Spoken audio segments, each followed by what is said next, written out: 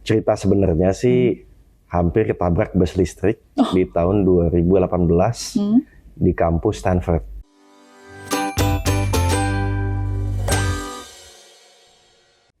Hi, welcome back to our podcast On The Spot. Jangan lupa like, komen, dan juga subscribe, dan tonton video ini sampai habis. Kembali lagi bersama saya Sabrina Raisa selaku Head of Online Trading dari Ciptadana Blue Chip. Dan kita tahu pada tahun 2060 pemerintah menargetkan adanya net zero emission, di mana kita tahu bahwa itu menjadi potensi yang sangat besar untuk kendaraan bermotor listrik berbasis baterai. Di samping saya sudah hadir sosok yang sangat menginspirasi dan tentunya saya sendiri pun turut mengagumi sosok beliau di balik kesuksesan PT Vektor Teknologi Mobilitas Tbk, Pak Anindya Bakri. Selamat datang Pak Anindya. Makasih Sabrina, senang bisa ada di Ciptadana, apalagi di Blue Chip. Yes. Namanya udah Blue Chip, bajunya biru, udah pas Betul, lah. Pak. Thank you so much, Pak.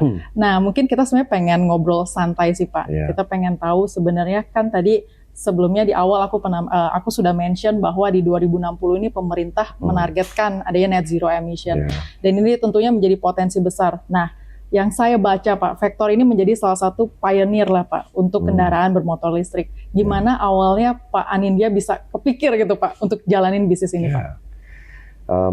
Kalau cerita sebenarnya sih hampir ketabrak bus listrik di tahun 2018 di kampus Stanford. Itu benar. Jadi waktu itu karena suka olahraga lari pagi, kan segar kalau di luar pagi-pagi. Nah, jadi ya karena tidak ada bau, tidak ada suara, ya begitulah, hampir keserempet. Nah, tapi dari situ ya terpikir, jangan-jangan ini bisa menjadi suatu ide bisnis, bahkan solusi untuk ya transportasi massal yang terkenal sangat identik dengan polusi kan.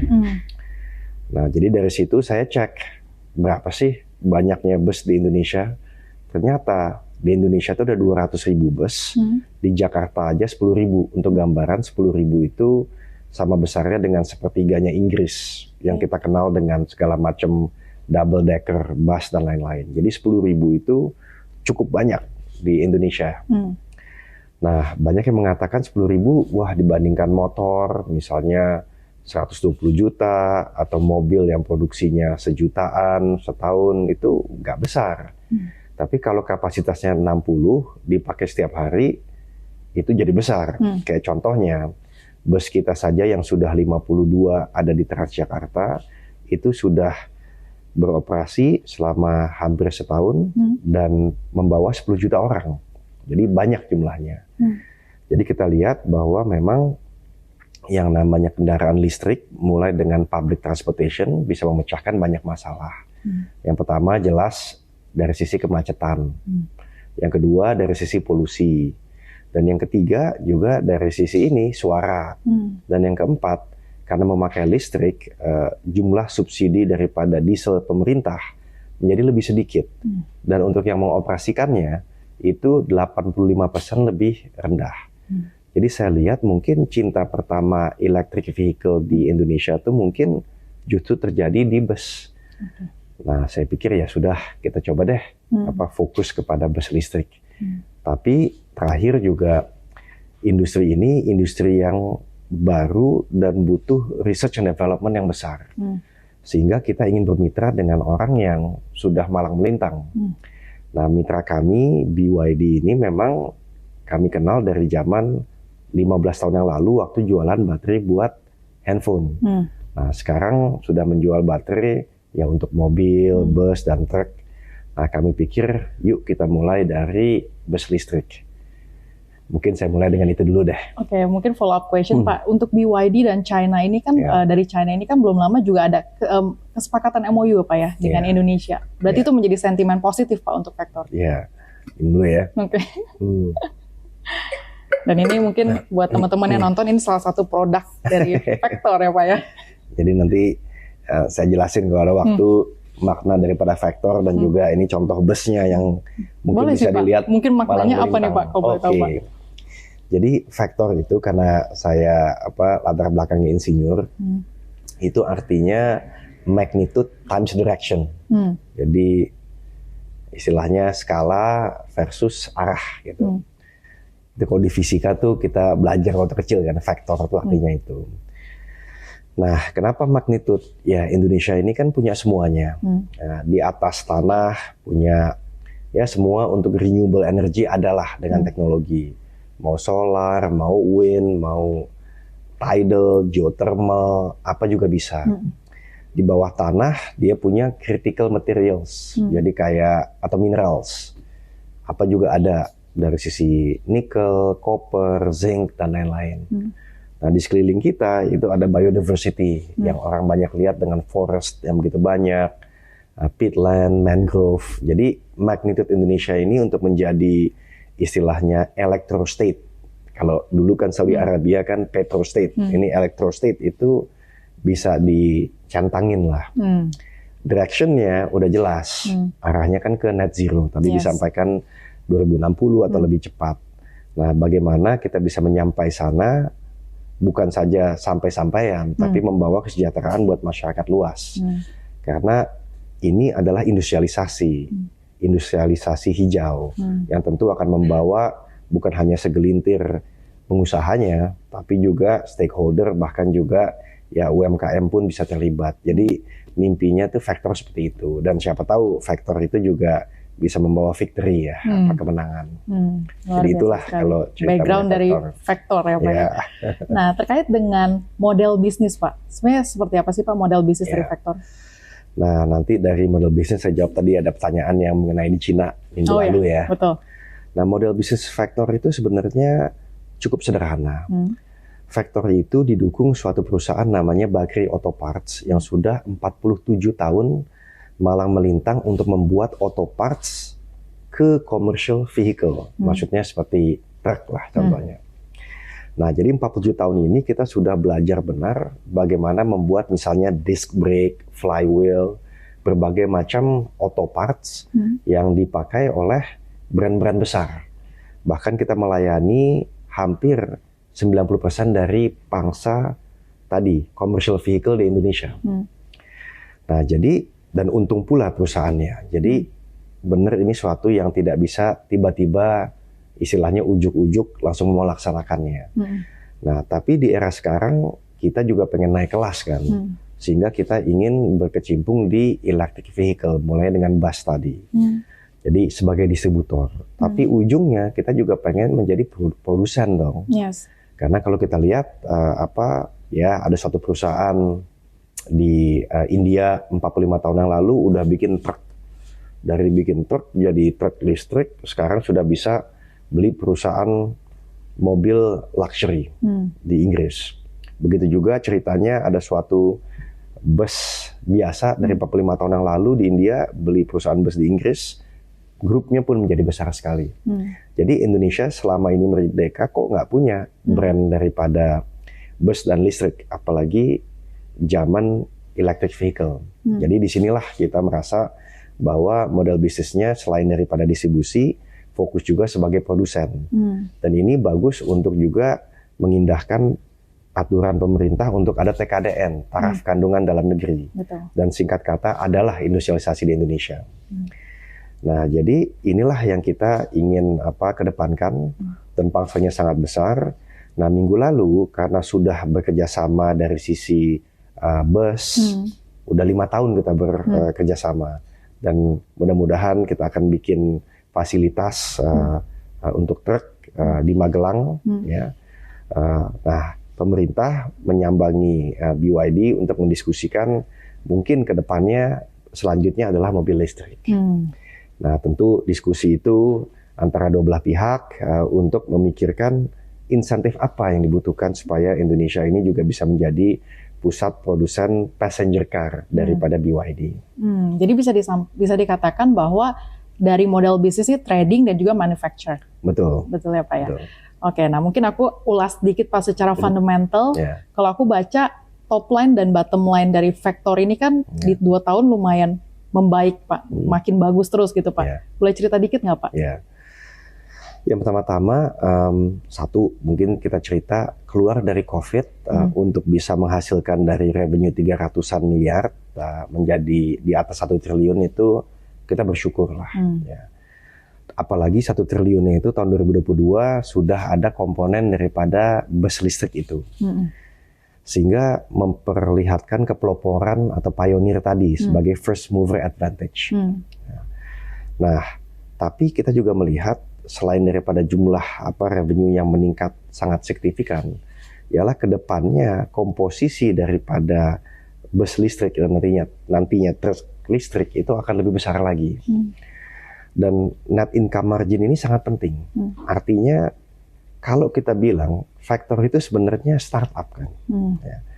Startup yang sudah punya pengalaman 47 tahun dan sudah juga mempunyai keuntungan itu sangat berharga. Karena bagaimanapun juga ya yang namanya startup itu pasti ada sajalah di sana sini. Nah, dan juga menariknya mengenai bus listrik ini kan ujung-ujungnya selama 2 tahun growth daripada revenues bagus.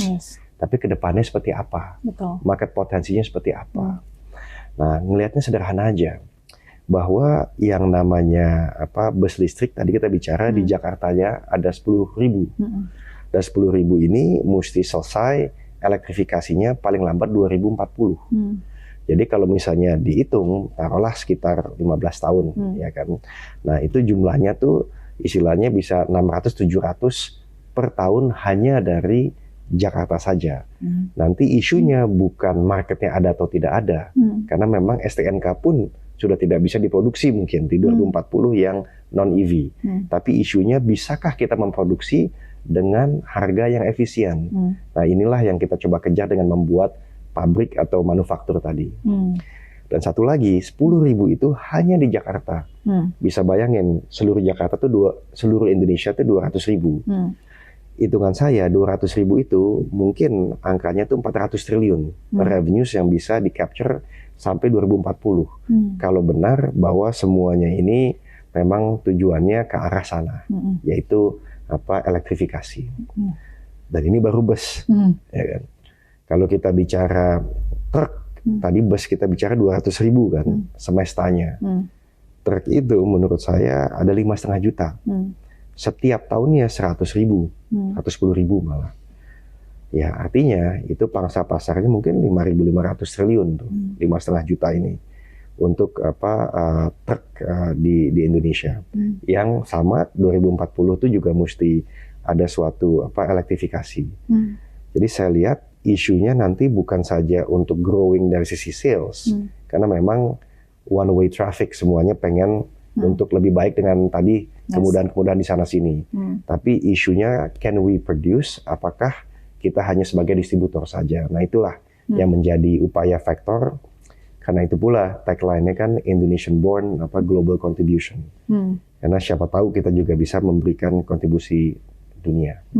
Nah bicara terkait dengan tadi Pak Anin sampaikan lebih ke bus listrik gitu ya Pak ya, truk dan lain sebagainya. Ada kepikiran nggak Pak untuk yang mungkin yang mobil individual aja gitu Pak? Ya, nah memang semua itu kan seperti usaha itu ujung-ujungnya mesti memilih mulainya di mana.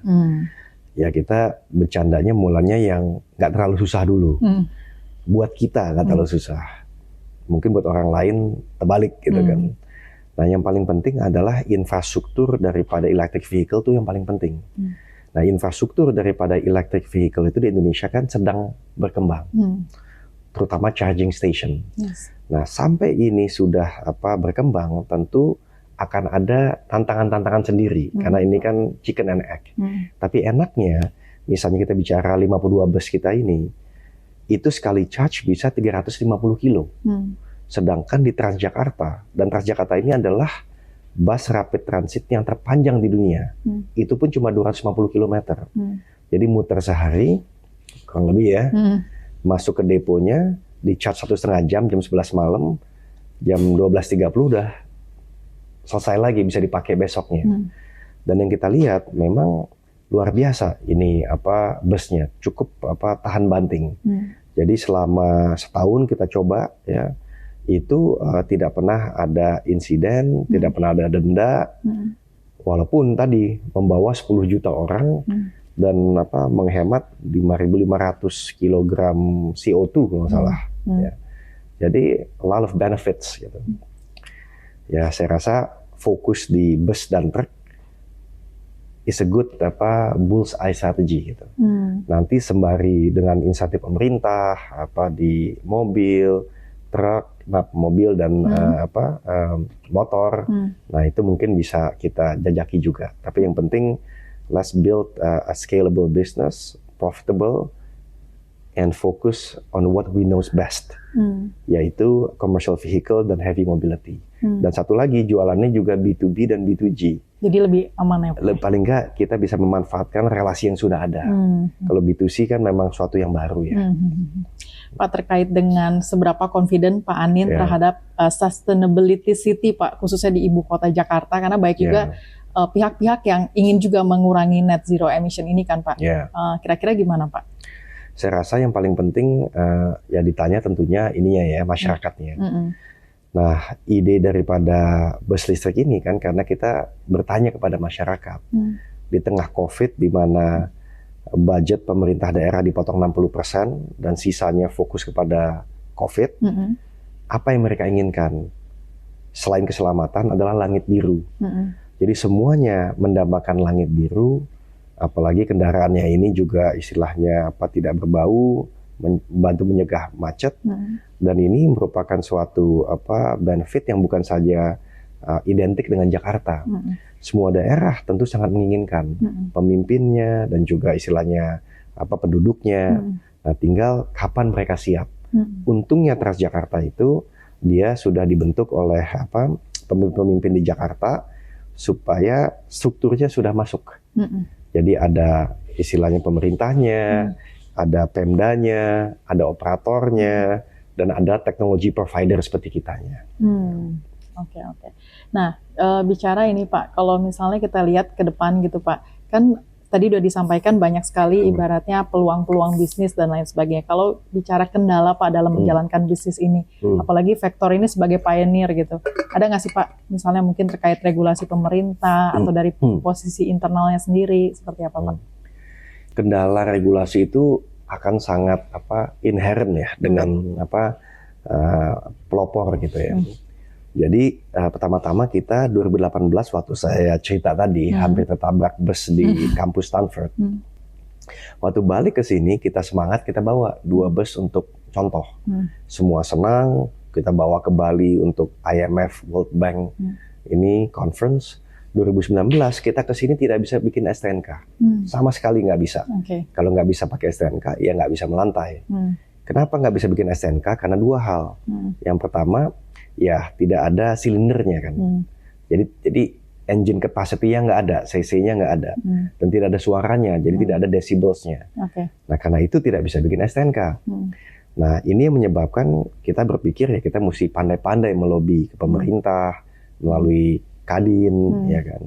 Nah, ke depannya saya yakin tantangan regulasi akan ada, tapi akan semakin lebih sedikit ya, karena pemerintah ini serius sekali dari membentuk EV ekosistemnya, hilirisasi daripada nikel, insentif kepada masyarakat untuk memakai saat ini bus dan truk,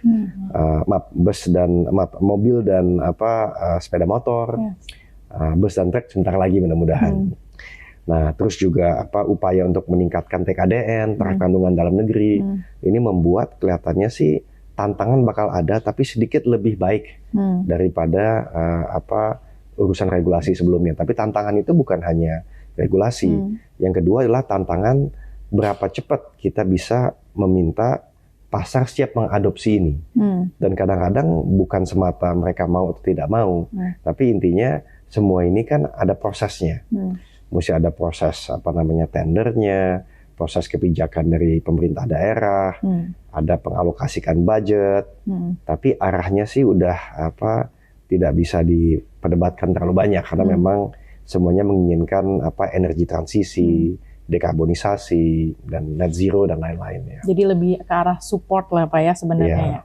Oke, mungkin ini pertanyaan yang ditunggu-tunggu juga Pak. Ini sebentar lagi Vector akan melantai di Bursa Efek Indonesia Pak. Kira-kira untuk dana penggunaan itu sebenarnya untuk apa sih Pak?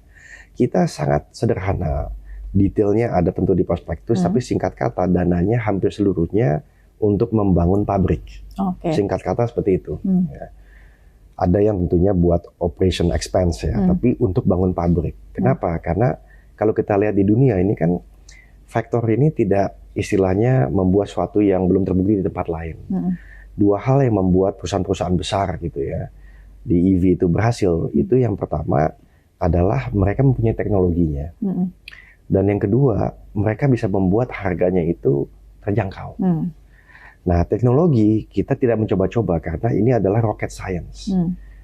Nah, oleh karenanya dengan BYD itu mereka membantu kita di sisi teknologi. Di luar baterai, drivetrain yang sudah gabung sekarang, kita bisa bikin karena pengalaman tadi. Nah, yang kedua ialah untuk harga. Harga itu memang harus ada lokalisasi. Kalau tidak, ya mahal kan. Biaya logistiknya aja mahal. Nah, ini menyebabkan bahwa bukan hanya contoh sukses seperti kita lihat lah Tesla yang sudah berhasil, untung pula BYD. Tapi banyak juga contoh-contoh perusahaan yang heavy mobility, yang kayak bus sama truk, yang tentunya masih berjuang di luar negeri. Nah, kenapa? Karena mereka tidak punya teknologi dan mau bikin sendiri teknologi.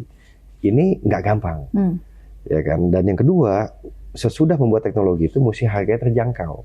Artinya mesti mempunyai ekosistem daripada auto parts tadi. Nah, ini dua hal yang membuat mudah-mudahan Vector itu bisa memberikan solusi dan bisa menjadi pionir dan mudah-mudahan bisa menjadi yang terdepan juga untuk capture market yang seperti orang biasa tanya kan, kenapa mulanya bus sama truk tidak di mobil dan sepeda ya. Oke, jadi dana penggunaannya mostly untuk capex ya Pak ya, untuk capital expenditure. Nah mungkin tadi kita udah ngobrol banyak juga Pak, jadi insight juga tentunya bagi investor yang nonton. Mungkin ada closing statement nih dari Pak Anin terkait dengan Vector.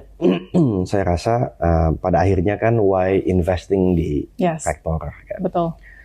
Nah, ya tentunya ini dari sisi sponsor ya. Jadi silakan di diskon bagaimana baiknya ya. Tapi nomor satu, ya Vector ini mempunyai anak perusahaan yang udah 47 tahun. Jadi ini istilahnya bukan hal baru membuat auto parts.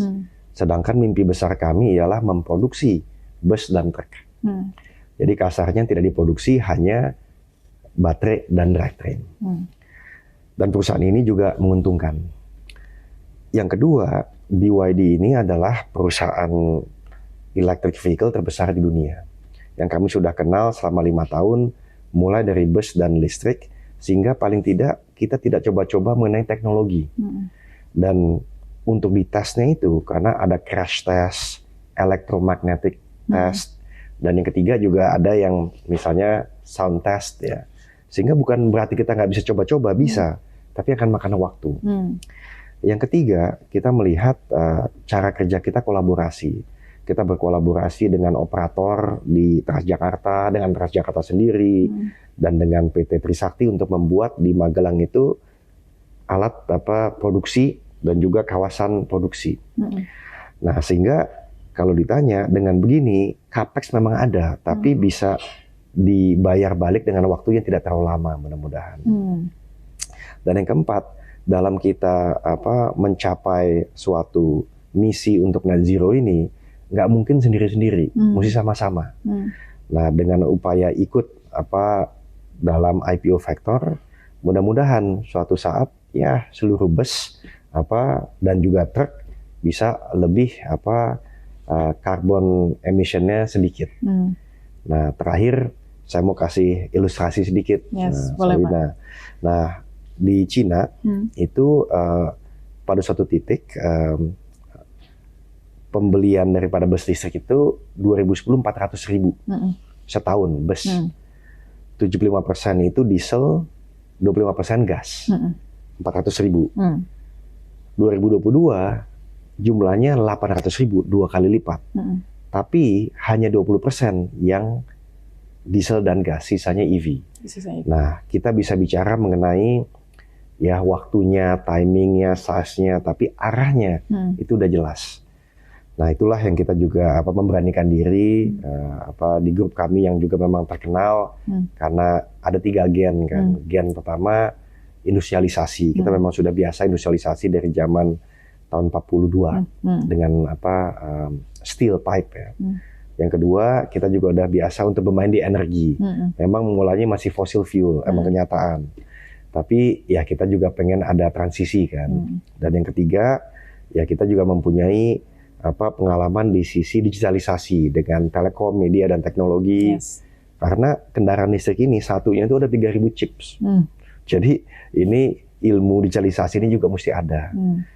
Nah ya itulah yang menyebabkan kita ngerasa pertanyaannya bukan hanya faktor itu IPO lalu mau kemana, tapi kalau sudah 47 tahun anak perusahaannya, ya faktornya mesti lebih lama dong. Dan itu hanya bisa kalau bikin bisnis yang sustainable. Dan saya melihat upaya pemerintah Indonesia, upaya anak-anak muda Indonesia yang bergabung dengan Vector, itu niat istilahnya kita juga bisa tuh ada. Jadi mudah-mudahan bisa menjadi suatu kesuksesan dan kenyataan bersama. Bisa turut mensukseskan mimpi pemerintah juga ya Pak untuk net zero emission. Betul. Mungkin sekian podcast kali ini. Terima kasih untuk waktunya Pak Anindya Bakri yang sudah mau hadir di podcast Cipta Dana Blue Chip. Sampai ketemu di episode-episode selanjutnya, dan tentunya video ini kita harapkan untuk bisa menjadi bahan pertimbangan bagi investor yang berinvestasi di Bursa Efek Indonesia. Sampai ketemu di lain kesempatan.